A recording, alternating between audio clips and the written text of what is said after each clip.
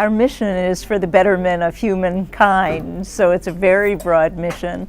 And fortunately, we're able to interpret in any generation how to deliver that mission. We're America's first global foundation, and we've been in existence over 100 years.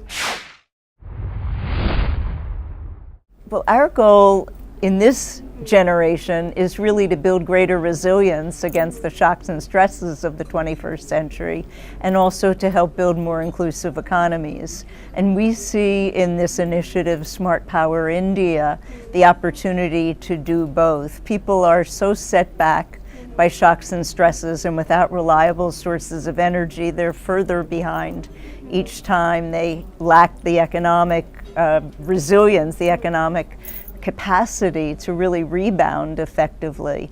But importantly, it's really also about building inclusive economies. India's growth has been remarkable, but there's a tale of two Indias, those that have experienced the benefit of that growth and those who are increasingly left behind as the divide widens. And so this is a chance to really help build greater economic prosperity for those most rural villagers who will need reliable sources of energy on which to base their progress.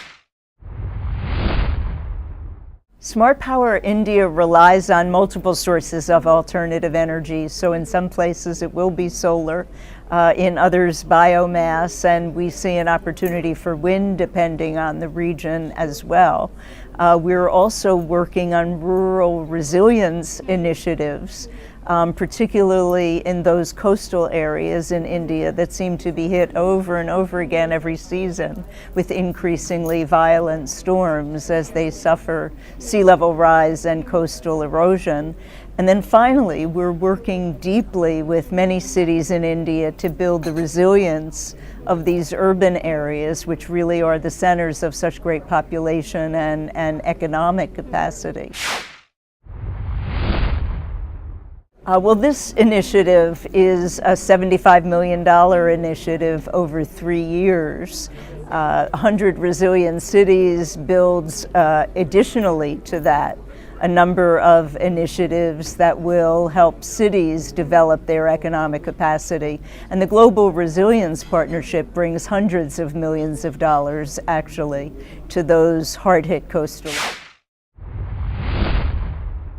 Well, we see the India markets growing and flourishing, and this Smart Power India initiative is really a chance to demonstrate that with investments of patient capital, not grants, but really concessionary financing, you can develop the entrepreneurship that we see ready to be unleashed in so many of these rural areas. So the opportunity for entrepreneurs in the alternative energy space, but also the micro enterprises. We don't want micro to remain the level of enterprise. So our efforts are going to be to help micro enterprises really scale and grow to become medium-sized enterprises. And on that back, we see tremendous rural development and capacity growth.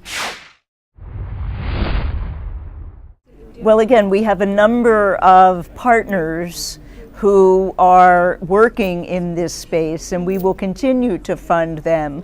But our major partner for this initiative will be Smart Power India, and our new CEO, Judith Mukherjee, will be leading that initiative from Delhi.